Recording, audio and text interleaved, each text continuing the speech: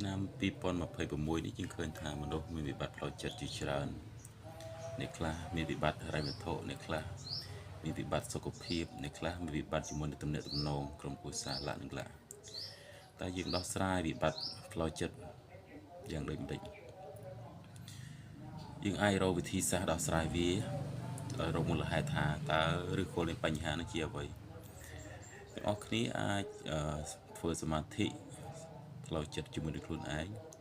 ស្ដាប់តន្ត្រីហើយនឹងរកអ្នកប្រឹក្សាយោបល់សម្រាប់នឹងផ្លូវចិត្តដែលមានបញ្ហាធ្ងន់អញ្ចឹង